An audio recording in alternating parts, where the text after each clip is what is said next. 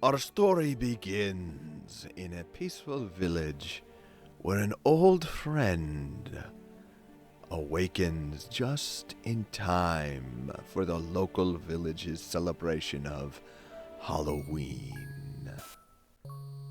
On a hilltop on the outskirts of the village stands an old eerie castle. In the keep, a coffin creaks open and a pale figure arises. Igor! Right behind you, master. Ah! Don't scare me like that. You'll scare me half to death. As you wish, master. Did you have a pleasant bat nap? Ah, yes. I dreamed the whole world bowed before me, and the Helsing line was no more. Ah. How long was I asleep for, Igor? Not long, master. Only 100 years. And you woke up just in time for your favorite holiday, Halloween. Ah, Halloween! The anniversary of the first Dracula becoming a vampire. The night we always remind the people why they should live in fear of me. Ah. About that, sir. During your nap, the villagers began a new festival to celebrate Halloween. It's not quite how you remember. What? How dare they desecrate our most sacred tradition?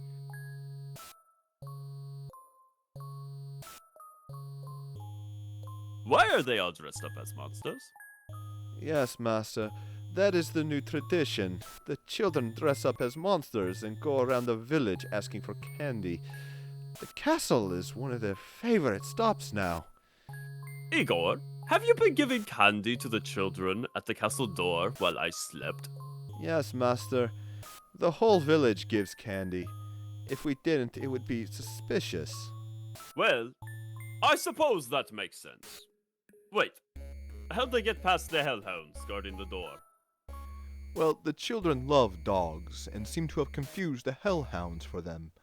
They bring treats and toys and have thoroughly tamed them. Traitors. I will deal with them after I've reminded the town why. Hello. Who is that? Ah, that would be the butcher's daughter, my lord. Igor, grab my cloak! I am going to town to meet her. Why, master? To make her my vampire bride, of course! Excellent idea, master. I'm sure that will go well. What cloak would you like to take? It's a very important decision. I believe cloak number 13 will suit me just fine. Great choice as always, master. I leave the castle and I head to town. As Dracula steps out of the castle, he forgets that he can't step out into direct sunlight and lights on fire. Whoosh! It burns! From inside the castle, a pot of water is thrown onto Dracula, extinguishing the flames, and Igor steps out. Your umbrella, master. Thank you. Honeydale is a small, peaceful Victorian village in the middle of nowhere, Transylvania. The town is bustling as the merry peasants prepare for their beloved holiday of spookery and sugar. The children, already in costumes, run to and fro, trying to find any shopkeepers willing to give them sweets before nightfall. The butcher's daughter stands outside the shop, hanging decorations on the outside of the shop and sneaking small candies to the children as they come by, much to her father's annoyance. I walk towards her. Good afternoon. The daughter turns around to face you. A little old to be dressed up, aren't you? And, your ear is smoking. I reach up subtly and tap it out. Ah, yes, it's part of the costume. Candle wax, you see? We haven't been introduced. I am new to the area. Pleased to meet you. Alright, I'm gonna need you to roll charisma with disadvantage. Why? I'm Dracula. He's literally famous for charisma and seduction, man. Yes, but you're standing in sunlight, your clothes are wet and burned, and you smelled like burned garlic. Fine. 9. And let's see, with your charisma modifier of -2? I wanted more dex. Alright, well, that means you rolled a 7. Yeah, she ain't feeling it, Chief.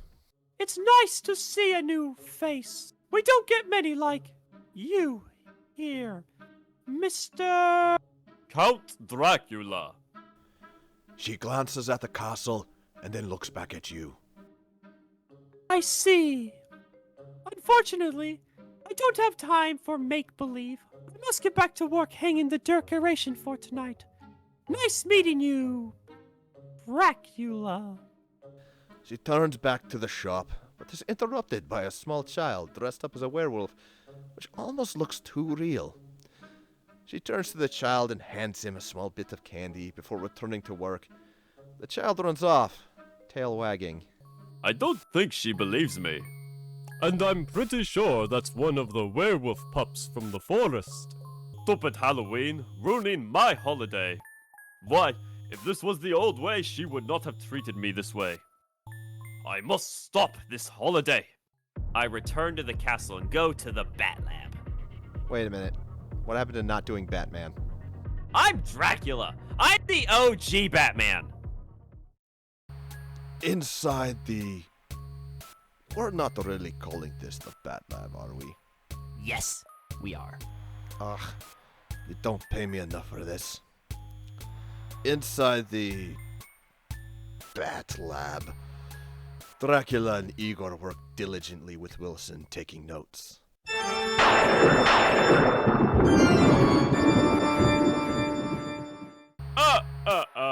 I've done it, Igor. My masterpiece. With this potion, I hold up the glass bottle, I will destroy this false Halloween and restore it to its former glory. The night shall once again be full of terror. You've improved, Master. It only took you 6 hours to make it. And only 3 explosions this time. Igor turns to Wilson. And you are okay, my friend. The word yes appears on the ash-covered whiteboard. Come, Igor. The night is here, and we have guests to deliver candy to. Halloween has arrived, and the children sprinted to their favorite stop on the night of many years. The old airy castle on the top of the hill. Thanks to me. Don't interrupt me. Now, where was I? Ah, yes, the old castle on top of the hill. Much to their parents' hypocritical disapproval, the children knocked loudly on the door. I open the door and I greet the children, holding a large green bowl of candy that I poured the potion over. Ah, hello, children. Happy Halloween. You're not Igor. Yeah, where's Igor? We want Igor! We want Igor! Shut up. Do you want your candy or not? Did Igor make it? Yes. This is all Igor's homemade candy that you all love so much. My character says through gritted teeth. The children accept this and all immediately start eating the candy. Pause. Okay, 1 second.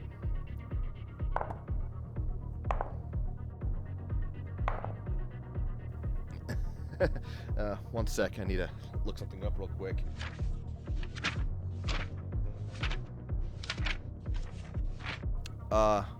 What's your alchemy proficiency again? It's maxed. How? How did you just start the zombie apocalypse with candy? Science! Suddenly, the children's eyes started glowing green. Drool flowed from their mouths and started to groan. Candy. Need candy. Must eat candy. Yes. Consume all the candy, my minions. Leave no house untouched. Consume it all for me. Okay, roll for initiative. What? Roll for initiative. They aren't under my control? Nope. Congrats. You started this. Now roll. Ha! 18, I win. Dracula rushes inside the castle, and I use my action to slam the door shut behind him, and as my bonus action, I brace it. Just as Dracula slams the bar into position, the door is slammed hard enough that Dracula almost bounces off of it. How goes the perfect plan, Master? Ah, Igor! It all goes according to plan. Dracula is interrupted by the door exploding into splinters behind him, throwing him forward in a shower of wood to the ground. I told you not to include the strength enhancer, Master. The Zandies? Really? Hey, my potion, my name. Ah, fair enough.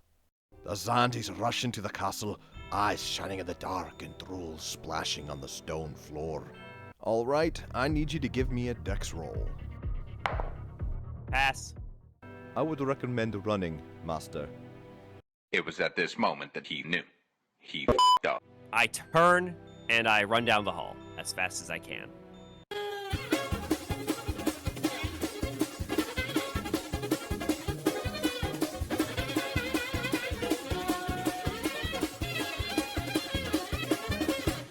All right, give me another dex roll. Oh, sh! The Zandies catch up to Dracula and tackle him. So, how's that extra dex working for you? Bite me. Hearing the challenge offered, the Zandi werepop beat Dracula on the rear end. Ah, not you! Oh, children! Igor holds up a large bowl of candy he made for the children before Dracula woke up this afternoon. All the Zandies stopped and turned to him. Igor's candy! Fetch, children! Igor throws the bowl out the hole that once was a door, and the children race after it. They're gone, Master. You can get up off the floor now. Ah, those kids are lucky I wasn't using my full strength on them. Ow. Another plan perfectly accomplished. As you say, Master. I'll go draw your bath now so you can clean up. Away from the castle in the village of Honeydale, the Zandies wreaked havoc on the town for the rest of the night, eating all of the candy, sweets, and downing bags of sugar as a dwarf does ale. Luckily, Dracula's potion only lasted until the next morning, but the sugar that the children consumed did not disappear with the rising of the sun. They stayed awake, continuing to wreak havoc for 3 days straight, much to the horror of their parents and glee of their grandparents. Many wondered what had caused the outbreak of the Zandies. However, many of the villagers whispered in the dead of night, behind closed doors, that it was the best Halloween ever. Ah, next year I shall have my revenge on those little monsters. I'm going to take my bath nap now. Don't tell Igor my perfect plan failed. He doesn't know that I already know that the plan failed, does he? Not a clue.